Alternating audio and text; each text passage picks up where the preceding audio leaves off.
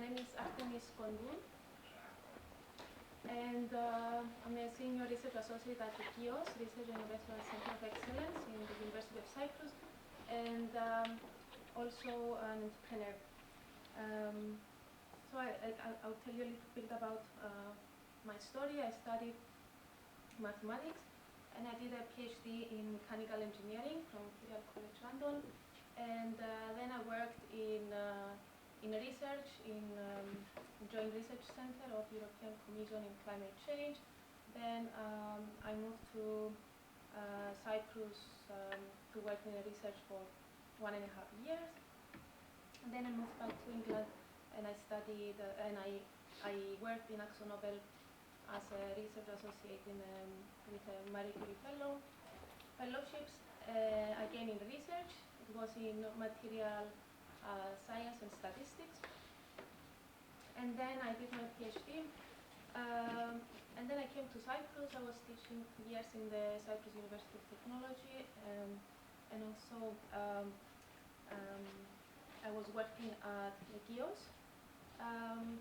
And then I started the Malok with 2 friends. Malok, I'm sure some of you know it. It's a mobile app that protects users' data, where we raised almost $2 million in a seed round from US. And then I left the startup. I came back to KIOS to work in research. But in the meanwhile, I was doing other activities as well, as I will show you at the end my portfolio. So today we will discuss how to build your own business, what startup is, and the differentiate between non-startup business, but we'll focus mostly on startups.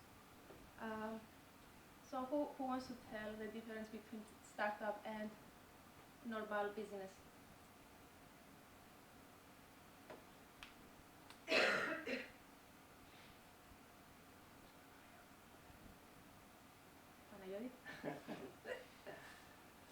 Normal business or lifestyle business, like things that you can do for a living, whereas startups are growth companies. You want to grow them to a point where you want to achieve some whatever and then you exit. Startup, you get money. You said a keyword like growth.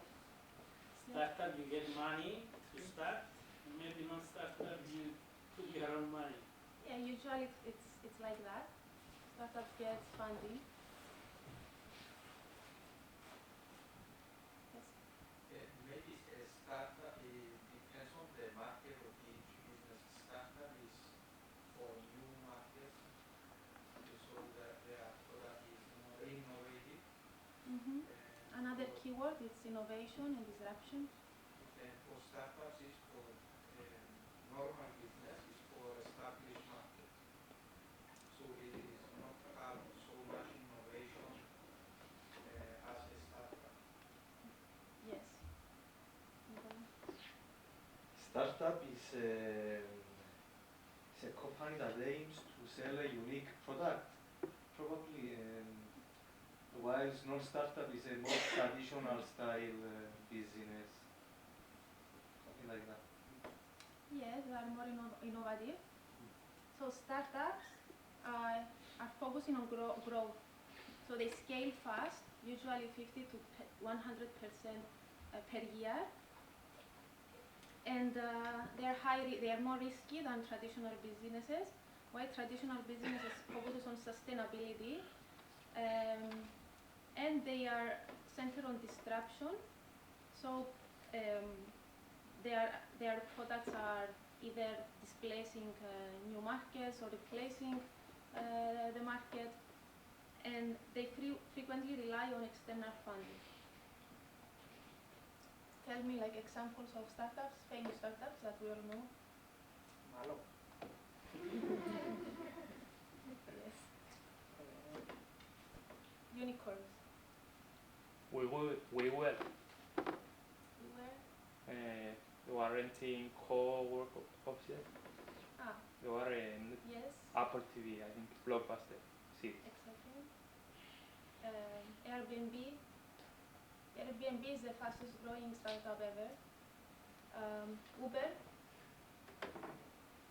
Now I think Uber was 113 billion, the valuation, and Airbnb is around 80, I think.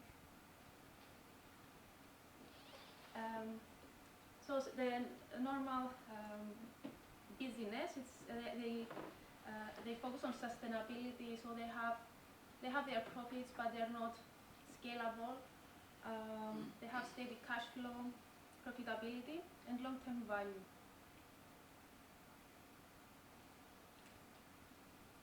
And not every business needs to be a unicorn, so you don't have to build something, and if your aim is to become like a millionaire and achieve like your product market fit in a $1 billion market, then go for it. So let's see about the prerequisites for building a startup. You usually need 2 or 4 people, and it's better to know your founders, your co-founders. They should be either your friends or colleagues, because you have to trust them, you have to have a good communication with them,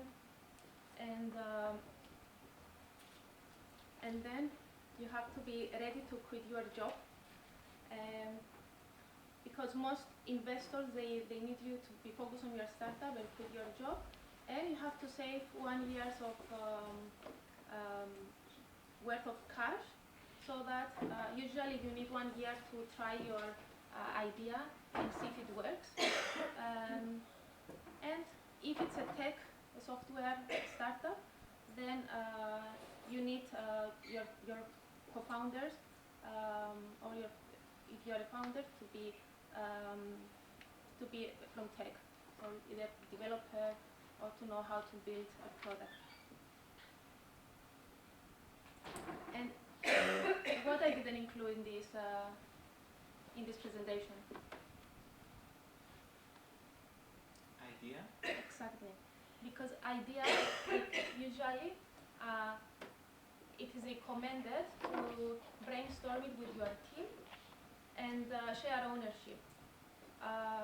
Maybe one has the idea and then you build it up, but usually the ideas, you try them. If they don't work, you try them fast.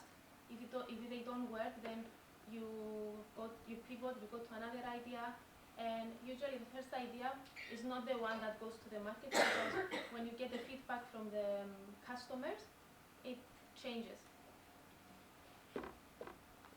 You add new features and so on. So how to choose a good idea? You have to build what people love. You have to solve a problem. You have to know well what the problem is and how to solve it. And there are a lot of ideas. There are a lot of obvious ideas, obviously. For example, now with LLMs, the large language models like AI, ChatGPT, there are a lot of tools available that they include LLMs. And an obvious product is something to evaluate those tools. So there are a lot of tools now in the market that are evaluating AI-based products. So you have to differentiate yourself.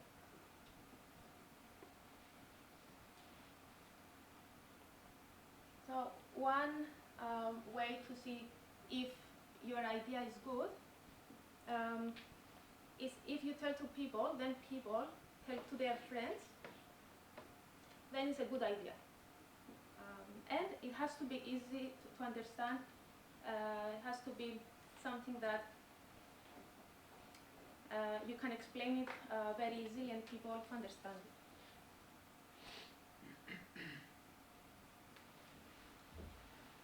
So the first thing that you have to do once you have the idea is to think about the market. Is the opportunity large enough? Is it a billion? Is it worth $1 billion, the market? You have to do some research. You have have to calculate the numbers. For example, put a price on your product, then see how many customers are out there, possible customers, do the multiplication, and then see if it brings you a lot of revenue. Then can you do something unique? You have to check the competition, and you have to try the competition. Once you find your competitors, you have to download or buy their products and test them.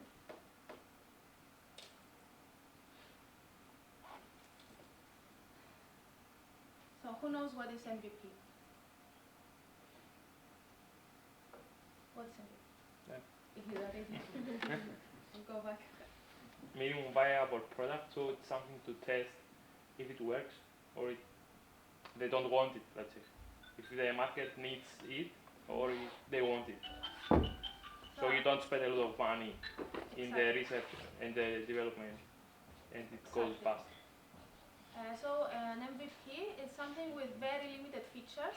So in Malloc, we released the first version of our app with 2 features, a camera and microphone monitoring, before Android released them. So we put it out there and we had like thousands of downloads every day. And then we put like $1 and then we started having customers and revenue, and that's why we were able to enter an accelerator, the Y Combinator in US. And one mistake that most people do is they are overthinking. We'll discuss it later. So you don't have to build the best product. You have to build something to put it out there and get feedback.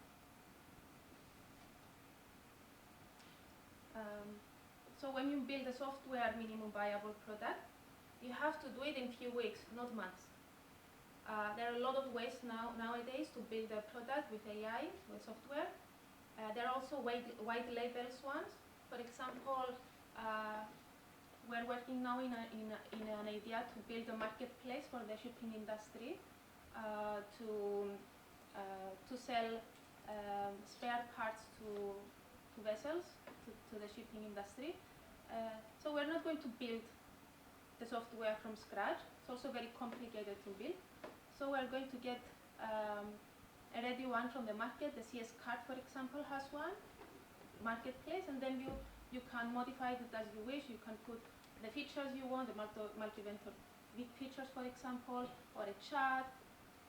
So they're ready ones, and you pay a subscription, for example, might be 500 per month or 5,000 per year. So you don't spend a lot of money, and you have your product ready, you test it, and then you raise money. You have to put a time frame, and you have to focus on the features that directly address the problem you are trying to solve, and release it immediately to audience. For example, if you're building an app, you can put it in Google Play Store as a beta version. So people knows that it's in a testing mode. You can also do it in the App Store, the same thing. So you put it there, and then people like to get to give you feedback. So you will know exactly if people like it, and they will also recommend you new features. And you will always build a product based on your customers, what they are telling you and what they need. And never fall in love with your minimum viable product. Never, because if you get emotional attached to the product, then you will stick on it. You will don't want to leave it. You will not pivot. So don't fall in love with it. So this is the MVP of which company? Google. No. Uber. Yes, it's Uber. So this is the I think the second version of Uber. So Uber, they used to call Uber Cup. You pay. They didn't have the payment feature. They didn't have the very initial one, the map, I think. And it was very limited of what it has now. You could access it only through a web app. it wasn't enough. And which company is this one? Airbnb. Yes, that's Airbnb. So Airbnb used to work around conferences, so they were targeting conferences. They were finding people that they were having spare rooms, and you were renting, they were supplying them with a mattress, and you are sleeping in the mattress. And it's Airbnb, it's a nice use case if you want to find it online. So Airbnb, first they wanted to see if people were willing to sleep in the mattress, if they were willing to sleep in a stranger's house. So it's a good example of how to build, how to test your MVP and continue based on the features.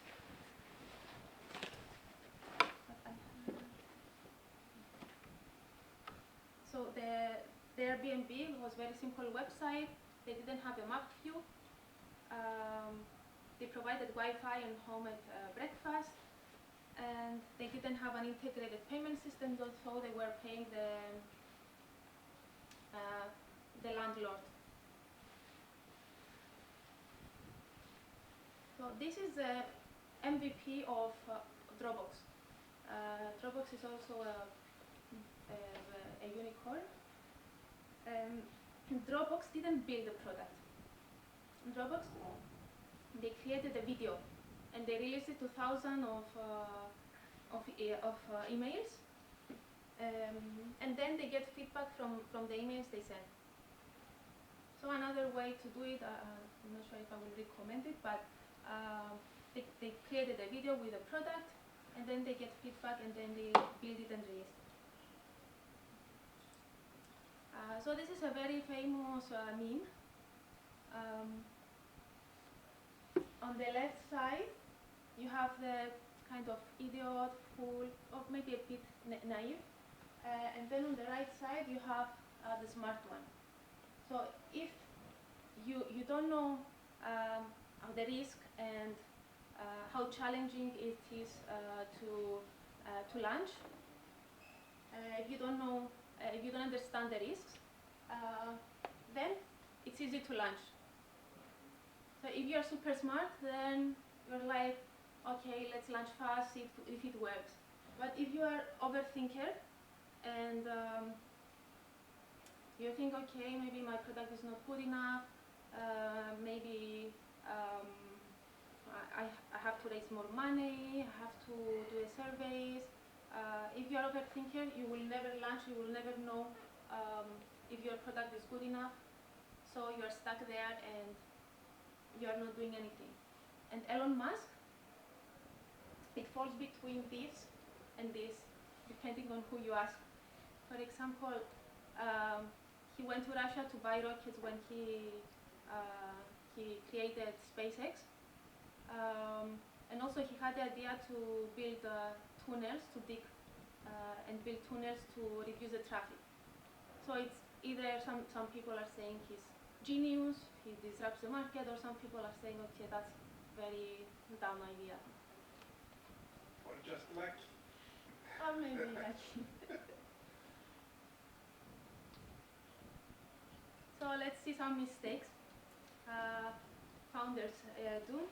Waiting for the right idea.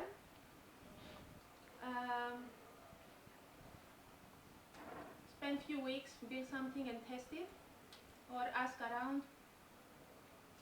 Brainstorming with the idea with smart people, and see if and launch it soon to see if it works. Another mistake is sticking to the wrong idea, as I told you earlier. Thinking you need a business founder in your team. There is a research that they studied all the companies of Y Combinator, and they found that around 70 to 80% the successful companies, they didn't have people that know about business. So to do sales, it's a skill that you can learn. So you don't need someone to know how to run a business or how to do sales, or so if your team is full of tech people, then it's fine. Fall for fake trends. For example, we had the internet, then we had the computers, the laptops, smartphones, AI, and all this created a bunch of products and industries. And for example, then we had a virtual reality. There are a lot of people that they bought virtual reality VR headsets, but they rarely use it. So VR was a trend that wasn't kind of, there's a lot of research around it. Some startups, they were built around VR, but don't fall for fake trends.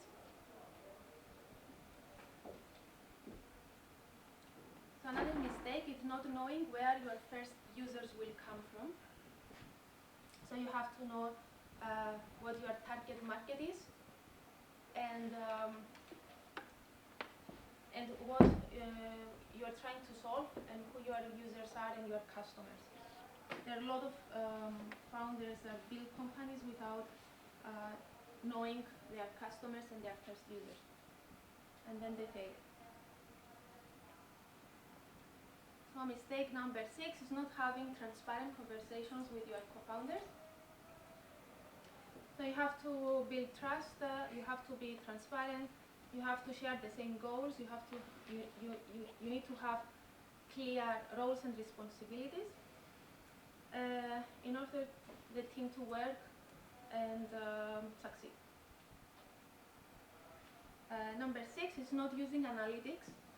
So if you're building an app or a website or any other product, you have to know what your customers is doing with your product. You have to kind of track them.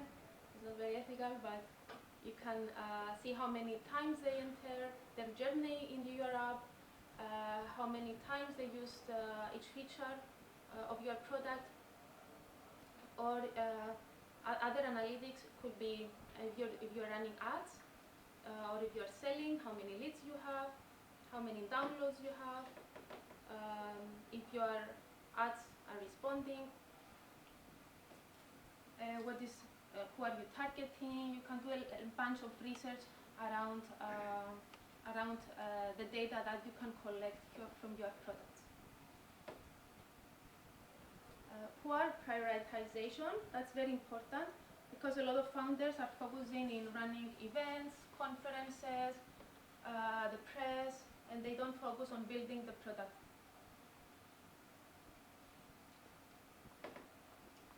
Another mistake is overspending. So if you are a CEO, you have to know what your costs are and where are you spending money each month, so that you can figure out how to spend less.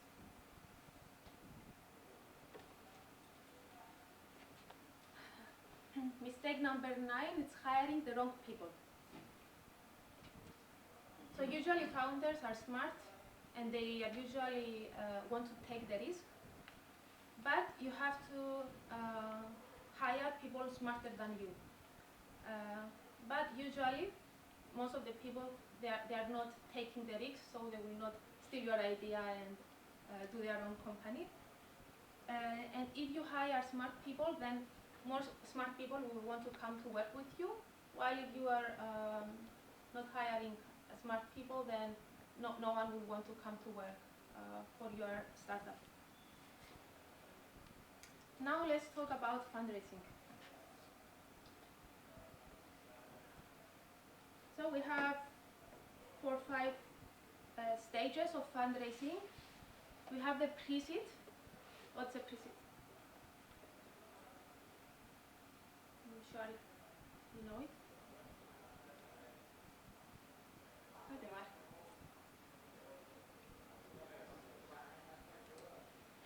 So pre-seed is when you have an idea and you didn't develop the product yet. It's usually between 0 to 0.5 million. Usually, for pre-seed, you can use your own funds, friends, family, some national grants, or sometimes you can find investor with pre-seed investment. Then we have the seed, where you want to build your product and test it. It's usually between 2 to 10 people. You can raise up to 5 million. Then we have Series A, which are more money, and then Series B and beyond, where you have an established product, you optimize it, and you want to reach more markets. And then it's IPO is when you become public. So type of investors, we have angel investors, which are individuals usually providing early stage capital. Then we have venture capitalists, which are firms investing larger amount of money. And then we have corporate investors, which are companies investing for strategic benefits, usually cybersecurity companies. When the virus do that, they buy each other, they buy smaller companies to eliminate the competition. And it's also a nice way to exit a startup if a bigger company that you buys you. So other sources, we have the accelerators and incubators. In Cyprus Accelerator and Incubator, we have the idea, for example, of the Bank of Cyprus. They give you accelerators, they give you a small amount of money, and they do a training to you to help you learn how to pitch, how to fundraise, how to do sales, how to do ads. They teach you a bit of legal. Incubators, they take, usually accelerators, you need to have, you're more ready, you might have a prototype or MVP, while incubators, you go there with your idea. Crowdsourcing, it's when there are a lot of platforms on the internet. When you put your idea there, you prepare a nice video and people are giving you money. And in return of something, it could be product, could be equity. You can also do a bank loan, I wouldn't recommend it. And there are also government grants. For startups, there are two, as far as I know. Is the Restart grant, the pre-seed, seed, disrupt, etc. from the Cyprus Research and Innovation Foundation. And also that is also for young entrepreneurs by the Ministry of Energy, Commerce and Industry. So let's see some myths about fundraising. One myth is that you need to raise money before starting a startup. You don't need to raise money. With limited amount of money, you can build your MVP and test the market. Need to have a cool idea. For example, Airbnb started with a marketplace for renting an air mattress on someone's floor. It doesn't sound cool, but it was good enough to become a unicorn. You know OpenSea? They sell NFTs. So their initial idea, it was a marketplace selling collectibles that only exist on your computer and can only be paid by magical internet money, which are the crypto. So your initial idea doesn't have to sound fancy.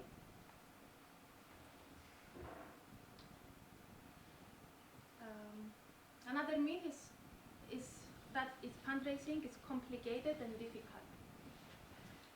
Fundraising might be complicated when you do Series A, for example, round, where you have to negotiate the investment, the valuation of the company. You usually pay lots of amount of money to lawyers, where to start a startup, Y Combinator introduced the SAFE, it's called Single Agreement for Future Equity. Now every startup in US is using it, and now in Europe.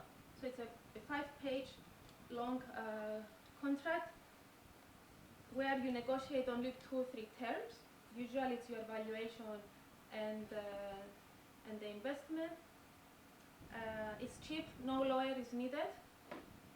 You can sign it, you can download it from the internet, and you can sign it between the investors. You can also sign it online, as what we did.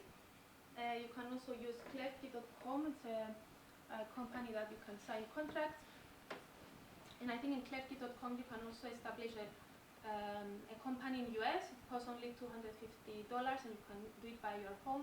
And then you can reach investors in US and reach the US market very easily, which is very easy to get investment from US rather than Europe. And also, there are no board seats, no shareholders. You give equity only if you are successful and go for the next round. And there are some elite startups that they only did one round of investment, seed round up to 2 million, and they never raised again. Some of them are, it's Zapier. Zapier is a company where it connects two apps, for example, to exchange data. And they say that spend money like it's your own, and save money like it's for someone else. So these people, these startups, they prepared to not raise money. They were doing enough, and they grew very well. So number one metric for raising money is growth. So investors would like to see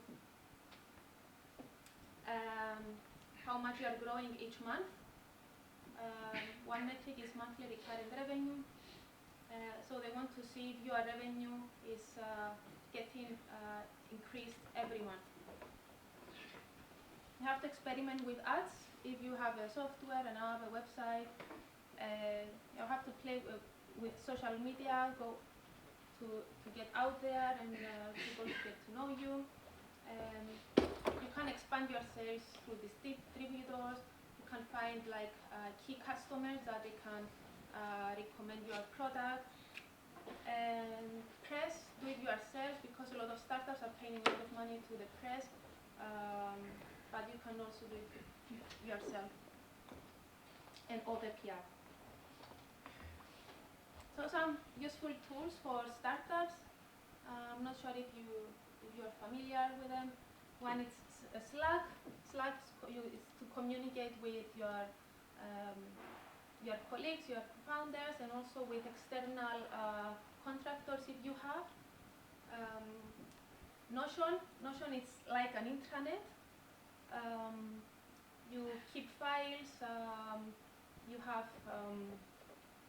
It's a nice tool. You can search them. Canva is they replace designers. I use Canva to do the presentation. Calendly to book meetings. Asana for project management. Lovable, check Lovable. It's a very nice website where you build websites very easily. You just tell them what you do in a text, and then it builds your website, and it can also give you a domain to publish it online. It's very nice. I tried it. And GIFs, if you have a startup, you can use GIF. It's only for startups. GIFs is like kind of Revolut. It's a bank. They give you money initially without paying them at the end. I think they give you 20,000 euros. And you have also discount. You have cashback, and you also have discount for paid ads. And Stripe, yes. Είναι όπως μια πιστωτική κάρτα. Συγγνώμη. Είναι όπως μια πιστωτική κάρτα. Ναι. Okay. Yes, GIFs also gives you cards, credit cards. And Stripe, it's a payment platform. So when you have an app, for example, or a website, you integrate Stripe and you get paid from Stripe. And you remember when I told you about how to choose an idea? I wanted to tell you that They are the build time ideas and the runtime ideas. Stripe is a runtime idea. So build time products are the products that they use, for example, it's for project management.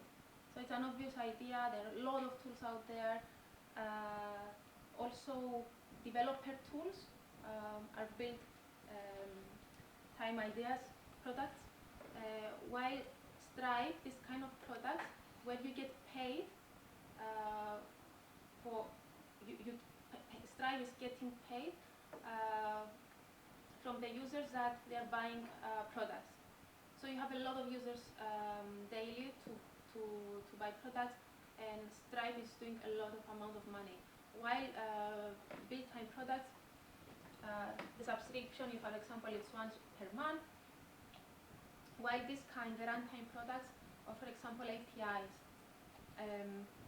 APIs are better to gain a lot of amount of usage, so payments. So they are better products in order to get to grow more quickly. If you have a product like, for example, the last year I saw a lot of in Cyprus.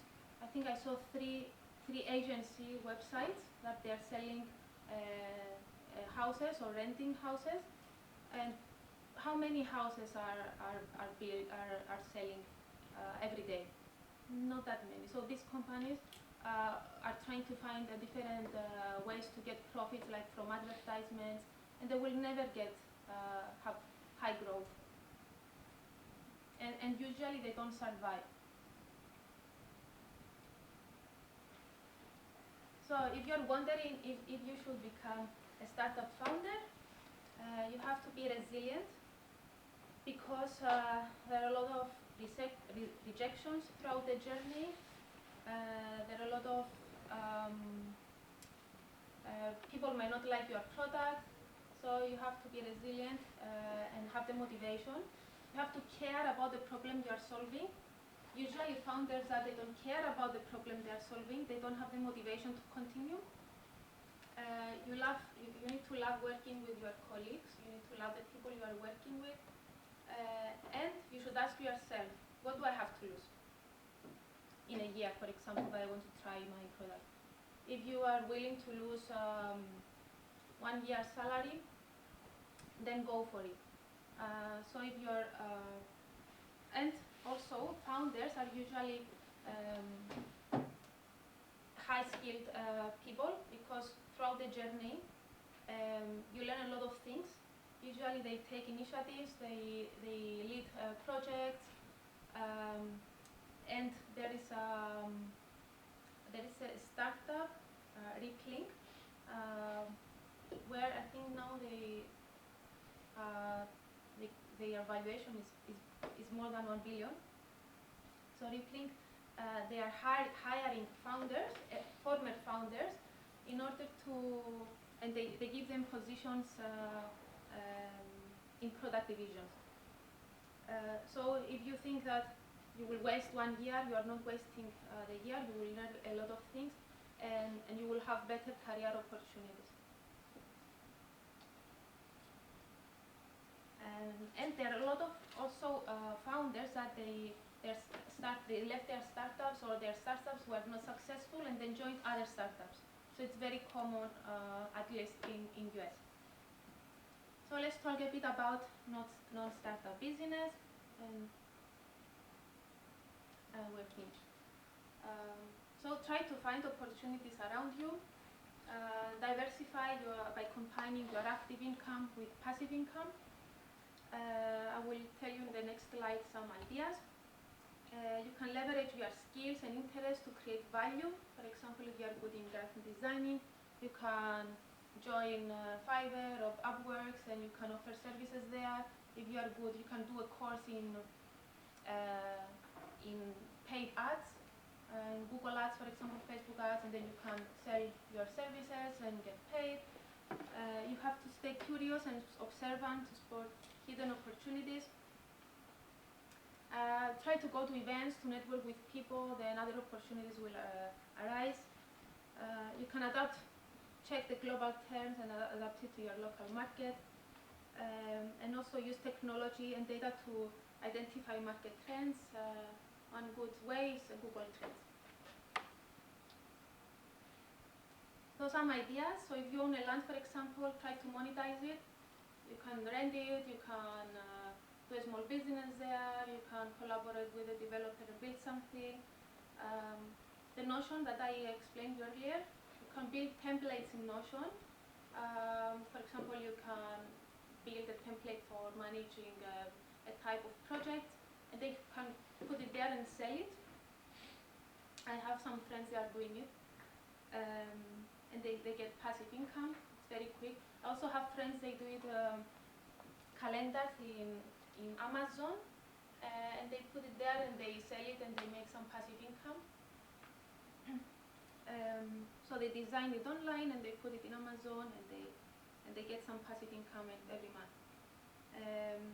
You can develop an online course and put it in a Coursera or Udemy. So all this, it will not be maybe you can be successful, but these are just some ideas to get some other passive income apart from your daily job if you're not going to build your own business.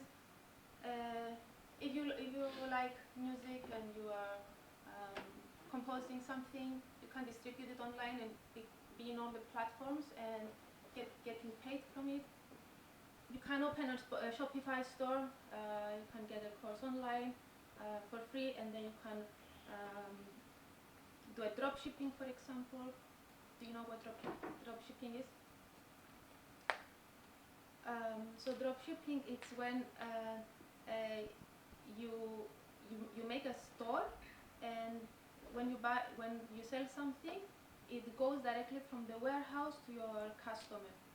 So there are a lot of in AliExpress, it's this service where you get the warehouses, the suppliers in AliExpress. You connect them in the back end of Shopify, and then when someone buys, it will come directly from, let's say, China to your customer. But dropshipping, some people found it successful. You don't have the control over the delivery. You don't have the control, you have to find good suppliers, for example, so that they will not put something else in the package or other advertising materials.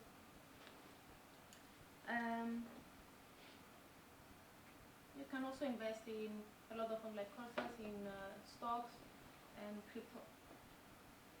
And for example, myself, I have a land and I try to monetize it, so we created Cibor, the real estate company, where we collaborated with a local developer to build houses for renting.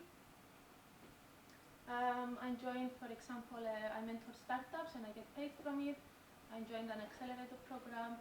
Sometimes I get paid from panels that I may attend. I have shares in Malok, and now we're creating Nevers, where we applied for two grants. And I also compose music where it is available in all streaming platforms, when there are a lot of streams, I get paid. Thank you so much.